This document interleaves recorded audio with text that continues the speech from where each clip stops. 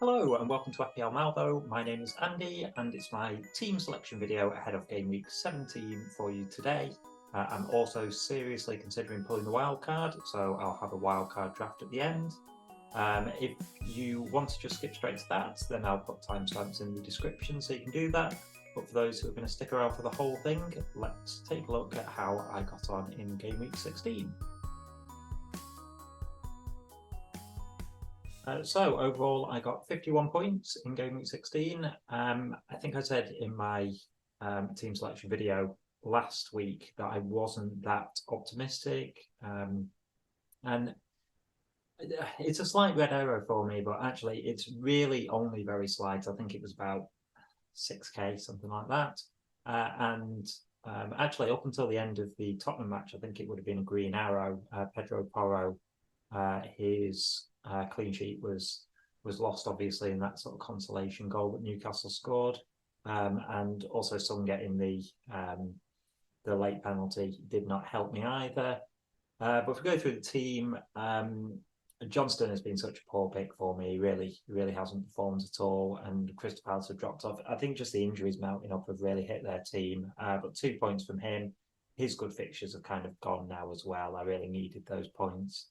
Craig Dawson 2, Kieran Trippier -1. Trippier's been poor the last couple of weeks. I think him picking up a suspension, although it's not ideal for my fantasy team, I think it's good for Trippier long term. He looks like he is just absolutely desperate for a rest. He's just out on his feet. Newcastle haven't been able to rotate because of the injuries that they've had. So yeah, -1 point for Kieran Trippier, but at least an enforced break is something for him. And then Pedro Porro and Branthwaite 5 points apiece. Branthwaite finally actually into my team. I did not pick him originally. He came in because of Erling Haaland's injury, which I'll get onto more later. But yeah, delighted with that. The Everton defence has performed really well recently. And Pedro Porro, I said it last week, is the best defensive option in the game for me. And that's with Tottenham not really keeping many clean sheets, but he's on all corners and set pieces. He's so attacking. He was brilliant in that Newcastle game. To be honest, I watched the game and yeah, disappointed really that he only came away with a 5-pointer because I thought he was excellent throughout. So my transfer last week was Mbeumo to Bowen, basically reversing what I'd done a few weeks ago when their injuries were reversed. But that didn't come to fruition. Obviously, West Ham getting quite a battering.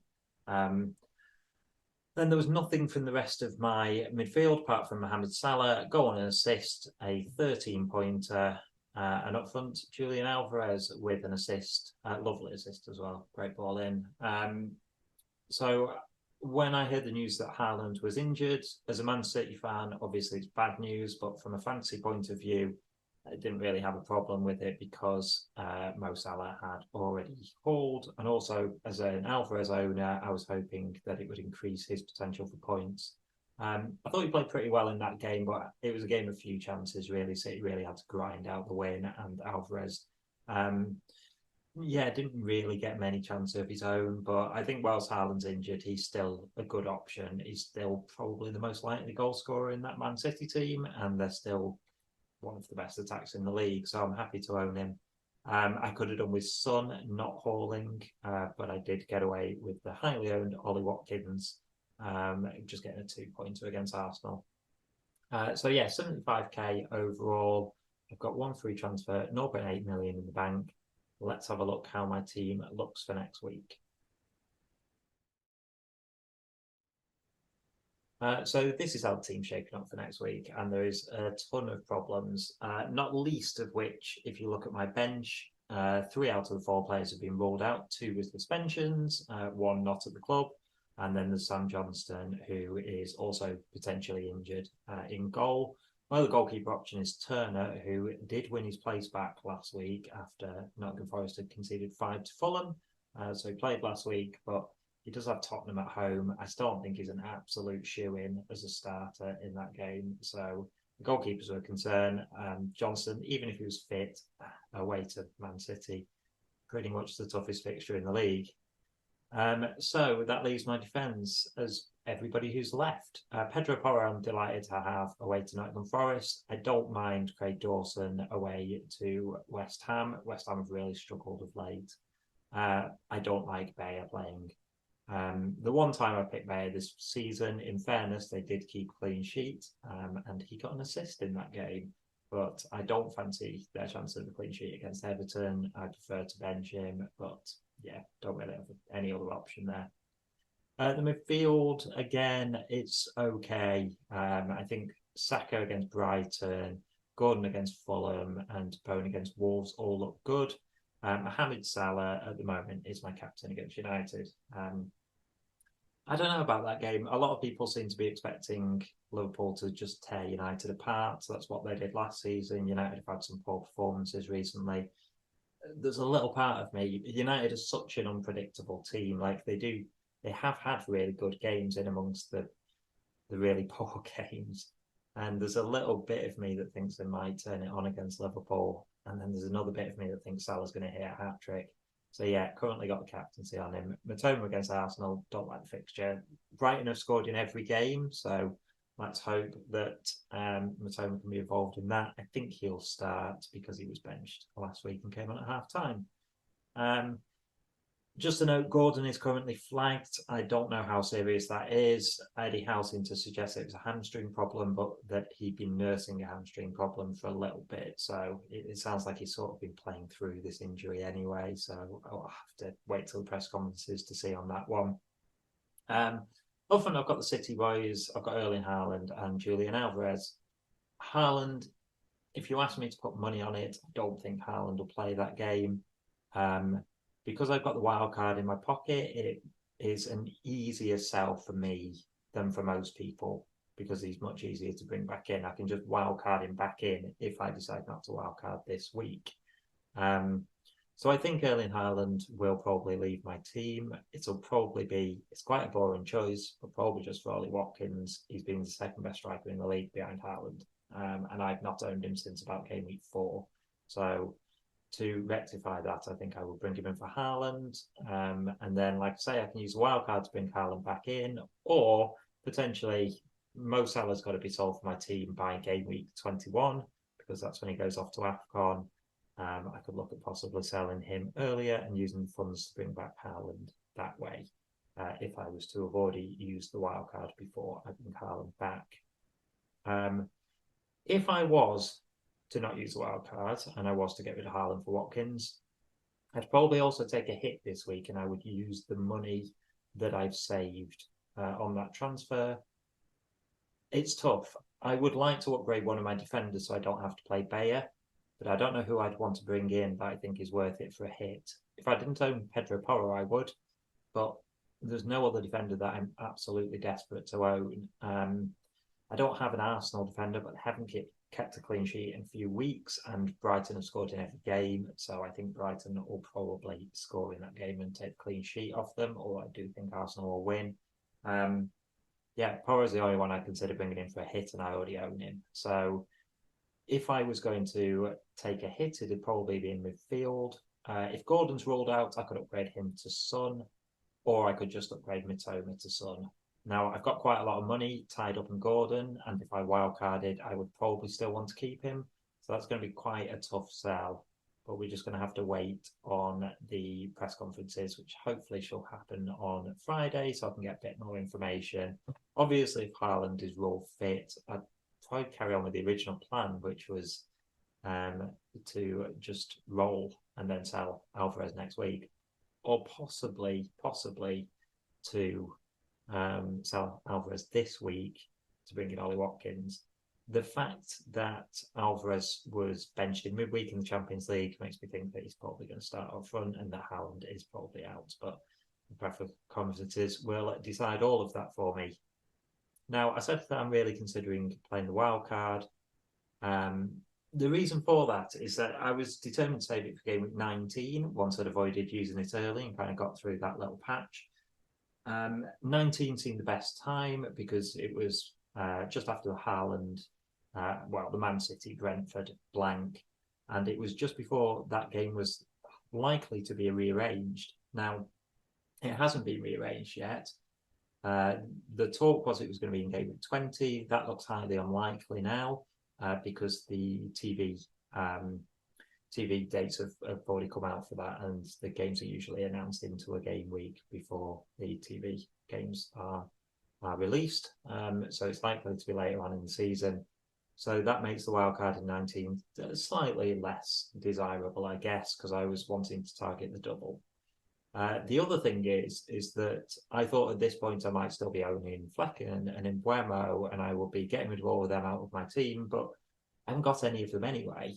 And even if the double was there, I don't know who I would want from Brentford because all of their best options, I think, are kind of injured. Like Tony's obviously not available, and Embuemo's injured, and that really blunts their attack. Do I want to go heavy on their defence when their double is going to include Man City? Probably not. So I'm really wondering if there's any point putting off the wild card. I could just use a wild card this week, and it would considerably improve my team over the next couple of weeks. I was planning on using the wild card anyway. So let's have a look what my draft would look like. So I've used planfpl.com to plan out my team. It's a really good free website. You can see the fixtures going forward, so you can see how your players will rotate. I've used fplteams.com before as well, but Plan FPL I just find a little more user-friendly, so I've been using that one. So yeah, shout out to them.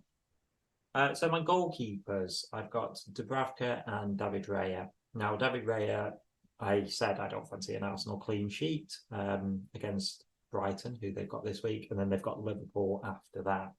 But Dubravka has got Fulham and Luton. Now, there is some slight noise that Dubravka's kind of nursing a shoulder injury, but he played in midweek against in Europe, and against AC Milan. And I think he'll keep his place for the time being. I think there's a good chance Newcastle will sign a goalkeeper in January. I don't have a problem starting Raya every week if they do, and Dubravka at 4.1 million, you can happily sit on my bench, and yeah, Raya will just be a set and forget keeper. Arsenal have been the best defence in the league. I want a way into that Arsenal defence. Those who have looked ahead can easily see that I've actually included a second Arsenal player as well in my defence as the double up. So the defence in total, because I don't fancy that clean sheets against Brighton and the others have better fixtures, Gabriel's currently sat on my bench and I will be starting Pedro Porro, who I already own. But then I will bring in Trent Alexander-Arnold and Pau Torres. Pau Torres, I just want away into that Villa defence, really. I had Matty Cash for quite a while and Cash did pretty well for me. And then the returns dried up and then he lost his place. Pau Torres has a little bit of attacking threat, but he's also absolutely nailed in a pretty decent defence for Villa. And at 4.7 million, I think he's worth the money. Gabriel I mentioned, and Branthwaite, they're the two that I've got sitting on the bench. Branthwaite at 4 million for a mid-table defence in Everton, I think is just brilliant value. So he wouldn't play a great amount for me, but I'd be much happier bringing him in than I am currently with Bayer on my bench. And then the big name, of course, is Trent. Now, I don't think Trent is worth the money, but because I don't have Haaland in this draft, I can afford him. Now, I very much considered bringing in Trippier instead. It would actually leave me with the two same bench defenders as I currently have this week in Trippier and Branthwaite because they're both suspended. But Newcastle's fixtures are nice over the next few, and I would like to have him for Luton and Nottingham Forest. But it's the same thing I said against Salah. Trent, I just have a feeling might go off in that United game. And of course, Trent is never a bad option to own. I don't know how long he would stay in my team for, but at the moment he's affordable and he will be affordable for a good few game weeks because Son and Salah aren't going to be options for us from 21 onwards. So I don't think money is going to be a huge issue. By the time they come back from AFCON, yeah, Trent might be making way to be one of the ways that I look at getting Salah and possibly Son back into my team. Now, I've gone to the midfield. I'm currently on a 3-4-3 setup. That's because of the possibility of Gordon being injured, really. I think I would probably line up this way either way. But it means that the cheap midfielder that I've got starting is Cole Palmer. I think Gordon would probably start in front of him most weeks, but Chelsea's fixtures are really good coming up, and Palmer, 5.5 million and a penalty taker. He's really the only option that I would consider from that Chelsea team. If I've been doing this wildcard video a few weeks ago, I would have expected to have a Chelsea defender probably in there, possibly Robert Sanchez in goal. But they're so inconsistent. Like, there is clearly a good team there, but they're so poor some weeks that I don't really want to go anywhere near it. Cole Palmer is such a good price that he's easily justifiable as an enabler. Mo Salah would then be in my midfield. Saka would stay in my midfield, and I would bring in Son. It's likely that Son will come into my team even if I don't wildcard. I do think that there is a very good shout for Richarlison at the moment, who started down the middle in that Newcastle game. I would really consider Richarlison as a replacement for Son when he goes to AFCON. But I really do think you could look at him now. He's obviously had a tough start to the season, little niggly injuries, apparently slight mental health issues as well. But he looked really sharp in that Newcastle game, and I think he's likely to start, whether it's on the left or down the middle. I think he will probably keep his place in that Tottenham game. And of course, when Son goes, he looks absolutely nailed. Another person that I look at when Son goes is James Maddison. If he's back fit, I had him in the whole start of the season, and it was great for me. He does make Pedro Porro a slightly worse option though. But Son, delighted to have in. Like I say, it would be for the next sort of 4-5 game weeks, and then I'd look at removing him again. But in that period, they've got some really nice fixtures, and I'd expect him to do well against Nottingham Forest this week. Now, going on to the forwards, I would start off with Julian Alvarez, I think, for that Crystal Palace game, and then probably look at transferring him out afterwards. So, yeah, it's kind of a booked-in transfer, but the fact is he's starting down the middle for, like I say, one of the best attacks in the league. I could potentially just bench him as well and keep hold of him and bench him showing his blank if Anthony Gordon's fully fit and an option to bring in. Alongside him, I've got Ollie Watkins and I've got Solanke. Now, I genuinely considered whether Solanke could be an option for a replacement for Haaland this week. He has been so good this season. He's kind of gone under the radar until recently, but he just keeps chipping in with points. If Bournemouth ever got a penalty, I think he's probably on penalties as well for them. He plays every minute, he plays down the middle for him. They've been creating loads of chances recently. Yeah, it's taken a little while, I think, under the new manager for them to kind of establish their play style and stuff, but they're looking really sharp at the moment. So yeah, it means that you've got the option in this draft to rotate between sort of Palmer, Gordon, Solanke. Could even play 4 at the back sometimes if Arsenal have got a good fixture. You can double up on the Arsenal defence. So that West Ham game in 3 game weeks' time, that looks a really nice possibility of that. Tons of options. I really like this wildcard draft. And like I say, if I'm looking at getting Haaland back, then it's probably Alvarez is the one that I was looking at getting rid of, possibly Solanke. But you can make that money by selling Salah to go down to a cheap player. You can take money out very, very easily by selling Trent Alexander-Arnold, who is just an absolute luxury really in this team. I honestly don't think Trent is worth the money, but because I could afford to get him, he's too good an option to have 3 million set in the bank and just get a worse option. So that's my wildcard draft. Let me know in the comments what you think of it, what changes I could possibly make, or any players that I may be ignoring. I'm really going to have a good think about it tonight, because it's only recently that I've thought, why am I saving the wild card? And I think so many teams are going into this game week with injuries, with suspensions, with players who have been dropped out of their team, with rotation risks. That I think being able to play the wild card now, when there's so many fixtures coming, I think I've got, relatively nobody's fixture proof. Rotation proof, but I think I've got a relatively nailed on set of players here, and I think it looks really strong and so much better than my current team at the moment. I'm just leaning towards playing it. So that's it for my team selection video ahead of game week 17. If you've enjoyed it, then please give it a like. And if you haven't already done so, please do subscribe to the channel because it is massively appreciated when you do. But I'll leave it there for now. Thanks for watching, and I'll see you on another video.